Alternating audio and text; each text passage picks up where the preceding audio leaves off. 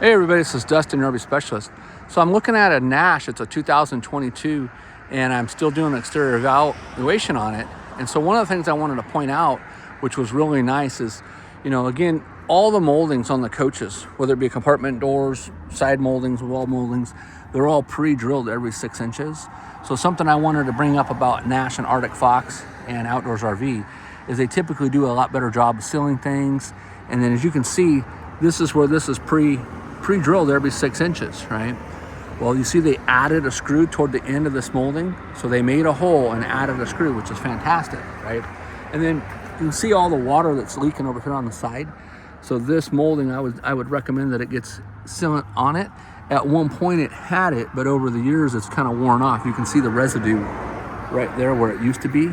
So that used to be sealed all the way across. But this is just a basic video talking about how the moldings are. So again, this is every 6 inches, but when they cut the molding, they spaced it correctly. So see how they didn't have to add a second screw because there was already one here, right? So that's something that we want to keep an eye on. We also want to make sure that none of the screws are backing out or have sheared off. In the event that they ever do, you can always just put a little sealant in the hole, drill another hole, add another screw. Make sure you pull one of the screws out to get the size of that screw. It's just a good tip to do. You don't ever want to go longer because you don't know how thick the walls are. Plus, pretty much on most of these units, no matter who makes it, the aluminum that's in the walls for the framing is about as thick as a credit card. So it's usually a box tube.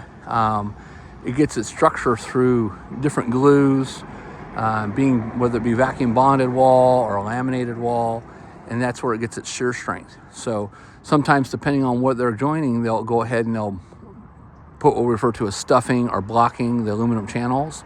And it's usually just a cheap pine wood or sometimes even a knotted wood where we found out this broke off or whatever, but they'll just take sticks and shove them in there to take up the space. Sometimes they'll use some nicer stuff, it just depends. But so that's why you don't want to ever over tighten those screws.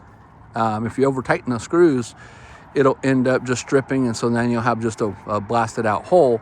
You could always go to a bigger size screw, but same thing, you just want to hand tighten them. So if you are using an impact or you're using a drill gun, just go nice and slow. Don't run them up and try to sink them tight because they're not going to do that. So, all right, well, stay tuned for more. This is Dustin, your RV specialist.